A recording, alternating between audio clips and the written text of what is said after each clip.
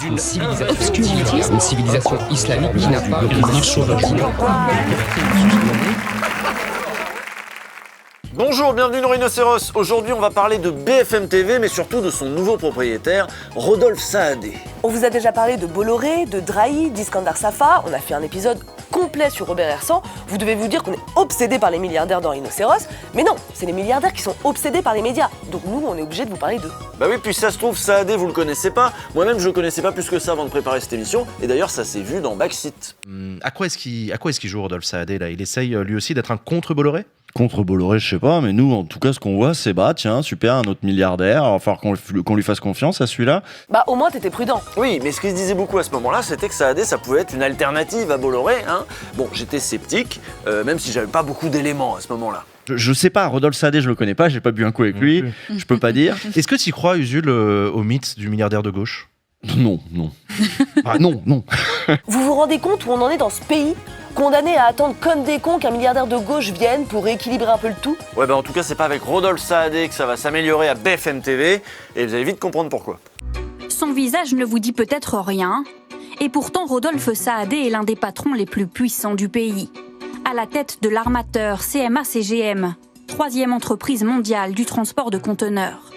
Un patron qui, depuis quelques années, multiplie les acquisitions. Dernière en date, celle de Bolloré Logistics. Bon bah de toute façon, on allait bien finir par devoir s'intéresser à ce gars, parce que c'est une figure montante du capitalisme français. Il rachète tout et n'importe quoi. Ouais, là, il devient incontournable. Le patron marseillais a bâti un empire. Ces dernières années, il s'est aussi emparé du spécialiste suisse de la logistique, Seva. Il est entré au capital de l'opérateur de satellite Telsat, de la compagnie maritime Brittany Ferries et aussi au capital d'Air France KLM, une de ses fiertés. Ah, il peut être fier, hein. Mais il a pas beaucoup de mérite, Rodolphe Saadé. En fait, il a hérité de l'entreprise de son père, Jacques Saadé. Et son histoire ressemble pas mal à celle des autres milliardaires français, hein, Bolloré, Arnault. À la base, il y a toujours un héritage, une entreprise familiale, et puis ensuite beaucoup d'opportunisme, et surtout pas mal de coups de pouce de l'État français. Surtout ces dernières années. La France de Macron et de Bruno Le Maire, c'est un pays qui aide beaucoup ceux qui réussissent déjà. Le groupe CMA-CGM en a bien profité en tout cas. Favorisé par un régime fiscal favorable à la taxation au tonnage, CMA-CGM n'a payé que 2% d'impôts sur ses résultats en 2021. De quoi relancer le débat sur la taxation des super-profits. Pas question pour le patron. Ah puis ça tombe bien parce que c'est pas non plus le projet de Bruno Le Maire tout ça, les impôts pour les riches. CMA-CGM a pourtant réalisé des dizaines de milliards de bénéfices, notamment grâce à la guerre en Ukraine, grâce au Covid. Et c'est tout cet argent là qui est utilisé aussi pour racheter plein de médias. Là, typiquement, on est dans le cas où on peut parler de super profits. Et alors ça tombe bien parce qu'en ce moment, on évoque la création d'une taxe sur les super profits. Pour le budget, il paraît qu'on est galère, on est un peu ric-rac, il manquerait quelques milliards, bon ça pourrait aider. Mais Rodolphe Saadé, il a dit non, il veut pas. Il est assez ferme là-dessus. C'est pas honnête vis-à-vis de nous, vous pensez pas ?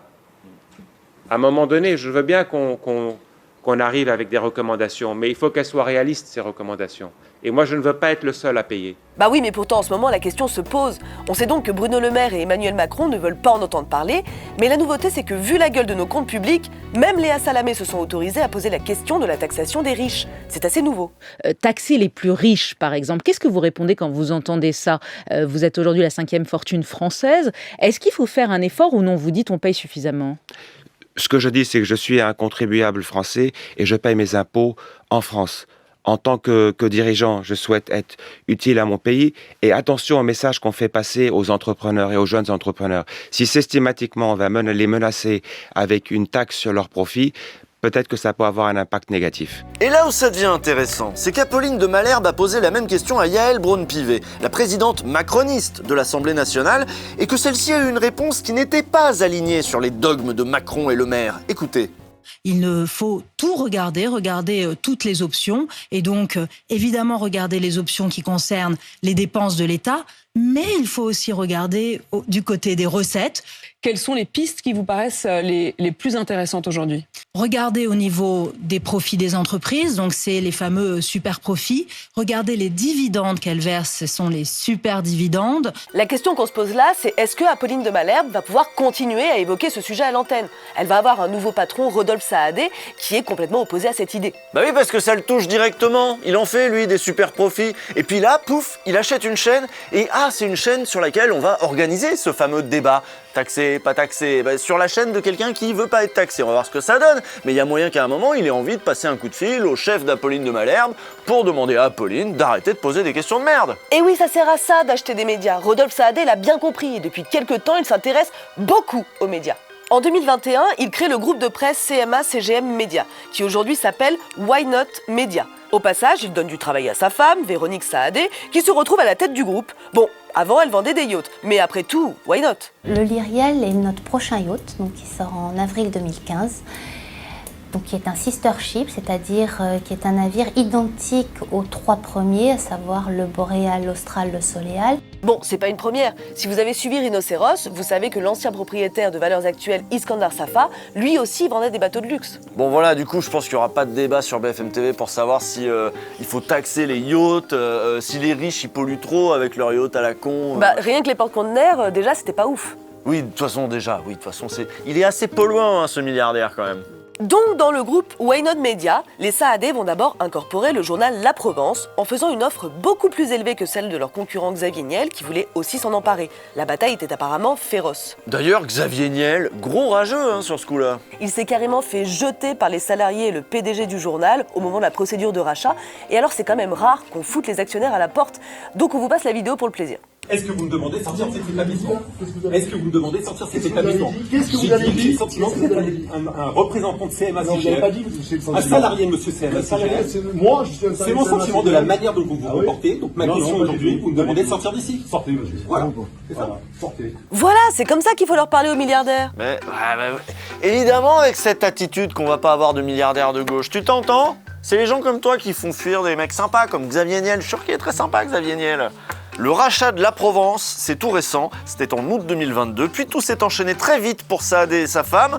En septembre, ils rajoutaient Corse Matin. En avril 2023, ils sont entrés au capital de M6, puis de Brut. Bisous Rémi Buzine. En juillet, ils ont racheté La Tribune, et en mars 2024, là, c'est le pompon, ils ont carrément racheté à Patrick Drahi le groupe Altis Media, dont font partie BFM TV et RMC. Et c'est là que certains se sont mis à comparer la voracité de Saadé à celle de Bolloré. Et oui, sauf que Saadé, lui, au moins, il s'entend bien avec le gouvernement. Il paraît même qu'il est un peu pote avec Macron, Brigitte Macron aussi d'ailleurs. Ah bah c'est important d'avoir des amis bien placés.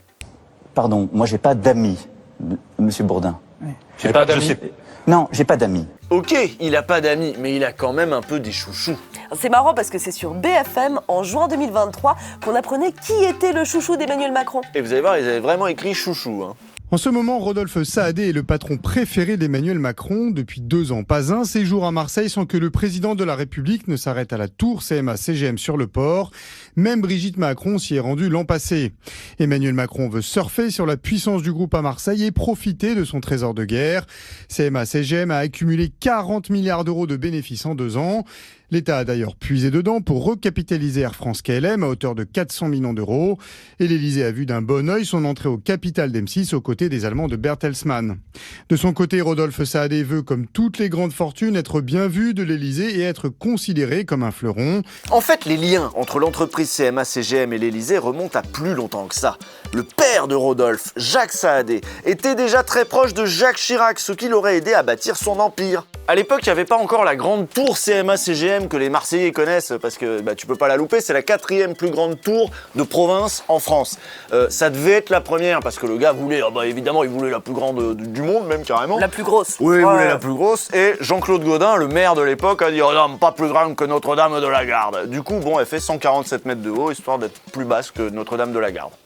Mais le père était un peu pareil, lui aussi, il voulait des gros... Alors lui, il voulait un gros aquarium, c'était dans l'ancien siège de CMA-CGM. Le plus gros aquarium avec des requins dedans. Ouais, des requins, on lui a dit, monsieur, ça va être un peu compliqué, les requins, tout ça. Il a voulu mettre les très gros requins, mais bon, il pouvait pas survivre dans l'aquarium, donc du coup, il a dû prendre des plus petits requins, un requin pointe noire, vous savez. Mais c'est bien pratique quand même, les requins, si tu veux balancer les journalistes qui t'emmerdent, tout ça. Ça te pose une ambiance, quoi, tu rentres là-dedans, il y a des requins. Bon. Ces histoires de requins, on les a découvertes dans cet article du Monde de 2005. Dans cet article, on apprend surtout que Chirac, alors président, aurait aidé Jacques Saadé, un homme proche du RPR, à acquérir la CGM, la Compagnie Générale Maritime, qui était publique et qui a donc été privatisée. Je vous le disais, dans ce pays, on ne devient pas un fleuron, un méga milliardaire sans avoir eu quand même un petit coup de pouce de l'État, mais là même concrètement sans avoir pillé un peu l'État quand même. Et c'est pour ça qu'il faut garder des bonnes relations avec tout ce qui est président, Premier ministre. Jacques Saadé le savait, il a su rester en bons termes avec Sarkozy comme avec Hollande, mais quand on a changé de président en 2017, le groupe CMA-CGM a aussi changé de président. Et c'est là qu'a débuté la bromance entre Macron et le fils Saadé, Rodolphe. Et cette bonne relation, elle arrange tout le monde. Celui qui veut pas payer d'impôts et qui veut pas rendre de compte sur ses activités, mais aussi celui qui veut se mettre dans la poche les capitalistes les plus influents du pays. Et puis ça marche bien, hein. Faut dire qu'il y met du sien. Regardez ce qu'il faisait Macron lors de la rentrée scolaire 2021. Juste avant d'aller voir dans quel état il avait laissé les écoles à Marseille, il est passé faire une petite visite.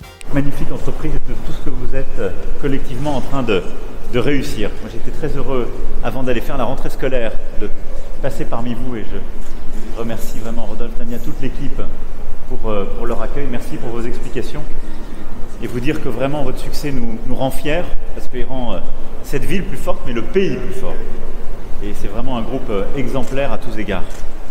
Donc vous pouvez être fiers de cela et merci infiniment.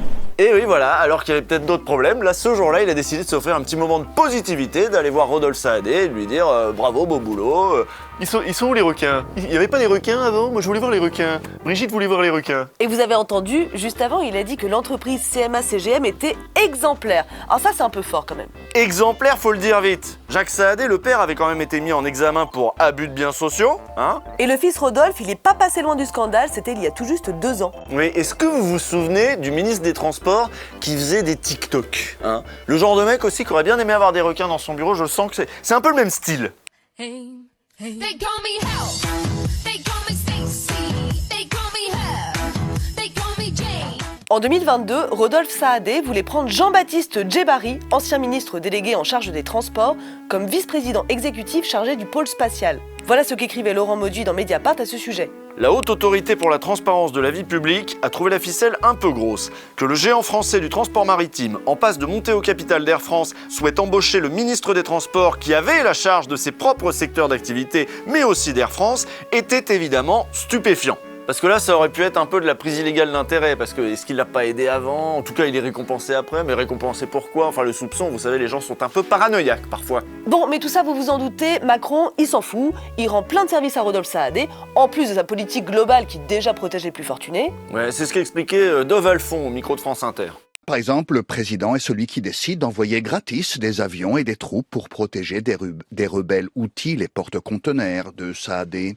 Autre exemple, la transition écologique rendue obligatoire pourrait coûter cher à Saadé, ou ne rien lui coûter du tout, selon une décision présidentielle. Et si les sociétés maritimes de Saadé échappent toujours à l'impôt sur les sociétés, et aux cotisations patronales sur les salaires des marins, et aux taxes sur le fioul, c'est aussi grâce à la clémence de la majorité présidentielle. En 2022, par exemple, cette clémence a économisé à Saadé plus de 5 milliards d'euros. Et puis bon, tous ces petits services rendus, mine de rien, ça permet à Macron d'avoir un allié de poids face à Bolloré, qui lui utilise tous ses médias pour booster l'extrême droite. Non mais vous avez vu tous ces petits cadeaux là? Non mais moi je serais Rodolphe Saadé, j'interdirais qu'on dise un mot de travers sur Emmanuel Macron. Sinon hop au requin. Nous avons un bon président de la République, courageux, qui veut avancer. Il faut l'aider à aller au bout de son histoire, estime Rodolphe Saadé. Et rassurez-vous, Saadé a eu exactement le même raisonnement, c'est-à-dire qu'en effet, dans les médias de Saadé, il n'est pas question de dire ouvertement du mal de Macron, et même pas ouvertement d'ailleurs, même un peu subtilement. En tout cas, ça s'est vu lors du déplacement du président à Marseille. Le 19 mars, Macron est donc allé à Marseille pour faire un petit coup de com' et se montrer comme un président déterminé à lutter contre le trafic de drogue. Il se trouve que le journal La Provence et les habitants du quartier n'ont pas été très convaincus par cette démonstration et la une du journal titrait le lendemain « 24 heures après la visite du président à la Castellane, il est parti et nous on est toujours là ». Sous-entendu, les dealers ont repris leur poste, cette visite n'a servi à rien. Le 22 mars, Xavier Monnier nous révélait dans un article pour Blast que le président Macron a appelé lui-même, dès le matin du 21 mars, Rodolphe Saadé, héritier de la CMA-CGM, milliardaire et nouveau tycoon des médias, propriétaire notamment de la Provence. Personne n'engueule Saadé au téléphone, assure un conseiller élyséen, mais le message est bien passé. Pour preuve, comme l'a écrit Le Monde, le directeur de publication de la Provence est convoqué par Saadé le jour même pour se faire remonter les bretelles. Alors que franchement ça va, la une elle était pas si violente quoi, c'était pas écrit Macron dégage, je reviens plus jamais à Marseille, gros nul, t'as servi à rien, enfin ça va tu vois, moi j'aurais titré comme ça moi. Hein. Le journal a tout de même présenté publiquement des excuses alors que personne n'en avait véritablement demandé. Et surtout, le directeur de la rédaction Aurélien Viers a été mis à pied et convoqué à un entretien préalable à un licenciement. Alors que c'était même pas lui qui était en poste au moment de la une. Mais voilà, on sent la fébrilité quand même. Cette inquiétante mise à pied a provoqué une grève illimitée des journalistes, qui demandaient la réintégration immédiate d'Aurélien Viers. La rédaction de La Tribune Dimanche, également propriété de Saadé, s'est aussi mise en grève en solidarité avec les confrères de la Provence. Saadé a fini par rétropédaler et le directeur est revenu à son poste. Alors pourquoi il a cédé si vite? Parce que c'est un patron sympa? Évidemment que non, non, c'est surtout que là il était un peu au centre de l'attention à cause de cette affaire de rachat de BFM TV et ajouter à ça qu'en plus il était convoqué pour les auditions, vous savez, des parlementaires là sur la TNT, des auditions qui se sont passées, tiens, en huis clos. Donc pas la peine de chercher l'audition de Rodolphe Saadé sur YouTube, elle a eu lieu, mais il n'y avait pas de caméra, voilà. Une affaire comme celle de la une de La Provence, pour la rédaction de BFM TV, forcément, ça a des conséquences. Eh oui, ça a déçu des journalistes qui s'attendaient peut-être à avoir un patron un peu moins encombrant. En réalité, Rodolphe Saadé avait déjà intimidé les salariés d'Altis Media. Eh oui, ça a démarré mal dès le début. Parce que figurez-vous que le 19 mars, le jour où Macron faisait le kéké à Marseille, Saadé, lui, était venu rendre une petite visite à ses nouveaux employés. Et selon Aude Dassonville du Monde et Adrien Schwitter de Challenge, il n'a pas du tout rassuré la rédaction. D'abord, il leur a dit qu'il serait pas interventionniste, mais quand on lui a demandé « Mais si jamais il y a une affaire avec la CMA-CGM et que nous on fait notre une dessus, vous allez le prendre comment ?» Eh ben il a répondu, un peu honnêtement, je réagirai pas bien et je le ferai savoir. Je n'interviens pas, mais je considère que c'est très agressif d'avoir une attitude agressive contre son actionnaire. Il y a manière et manière. Je ne vous raconterai pas d'histoire. Je pense qu'il faut que l'info existe. Mais je suis particulièrement déçu quand je vois qu'il y a seulement un petit encart dans mes journaux quand mon groupe fait quelque chose de bien. Déjà, ça pue quand même. En fait, le mec sera aussi interventionniste que Bolloré, sauf qu'il va défendre un autre groupe et il défendra le président. Ouais, et puis quel hypocrite. Le truc de non, je n'interviendrai pas, enfin j'interviens pas. Et puis quelques jours plus tard, il convoque le directeur de la rédaction d'un journal qui a fait une qui égratignait un peu Macron. Franchement, c'est très inquiétant pour l'avenir de BFM TV. Déjà que c'était un peu télé-Macron depuis quelques temps. Parce que la chaîne avant, elle appartenait à un autre milliardaire, Patrick Drahi, qui lui aussi avait soutenu publiquement Emmanuel Macron. Croyez-moi, acheter des médias, ça n'a rien à voir avec une demande d'influence. Moi, j'ai 30 millions de clients chez SFR. J'ai la moitié de la France. Donc je me promène dans la rue, tout le monde me connaît. Pour ne pas perdre la confiance de l'Élysée, Patrick Drahi avait même procédé à de petits réglages. Grâce à une enquête de Off Investigation, on sait maintenant que pendant le mouvement des Gilets jaunes, Macron n'avait pas apprécié la ligne de BFM TV. Il trouvait qu'on en parlait trop, qu'on montrait trop les violences, et que c'était pas bien quoi. Alors oui, il montrait beaucoup les violences sur BFM TV parce que ça faisait de l'audimat, c'était devenu un petit rendez-vous, le samedi on regardait les bagnoles qui crament et tout, avec tout un plateau qui commente, mais le plateau il commentait pour dire que c'était pas bien de cramer des bagnoles quand même, ils encourageaient pas les gilets jaunes à faire ça quand même. Ouais, mais Macron quand même il n'était pas content parce que ça donnait une mauvaise image du pays, de sa gestion de la crise, je sais pas moi. Ouais, d'accord. Patrick Drahi a donc nommé Marc-Olivier Fogiel directeur général de BFM TV en 2019. Fogiel, c'est un proche du couple Macron, surtout de Brigitte. Et alors pour ce qui est des violences, le gouvernement n'a pas eu à s'inquiéter, puisque Fogiel refuse que l'on parle de violences policières sur l'antenne. Des témoignages anonymes expliquent que c'est un patron très dur, qui surveille tout, qui impose ses décisions. Il va même jusqu'à vérifier lui-même chaque recrutement, même pour un CDD. Et alors un sujet sur lequel il semble intransigeant, c'est le traitement de l'information quand il s'agit du gouvernement. C'est ce que raconte le journaliste Gauthier Meignier pour l'enquête de Off Investigation. Les journalistes politiques nous racontent que les conseillers presse de l'Élysée sont constamment au téléphone en réalité avec les chefs, notamment les chefs du service politique à BFM TV, constamment au téléphone pour rectifier ou amender, si tu veux, parfois dans le quart d'heure, les citations du gouvernement mises en bandeau à l'antenne. Que Marc-Olivier Fogiel, le directeur général de BFM TV, enfin des petites anecdotes comme ça, mais si tu veux, a régulièrement Gérald Darmanin au téléphone, le ministre de l'Intérieur, pour un peu tout et n'importe quoi. Donc, si tu veux, il y a une source qui nous raconte que Darmanin est en déplacement, Marc-Olivier Fogiel est au téléphone, et dans l'open space de la rédaction, dit tiens, tu veux une équipe pour couvrir ton déplacement à Albi, à Montauban, à machin, etc. Donc BFM TV a déjà cette réputation d'être un peu télé-Macron.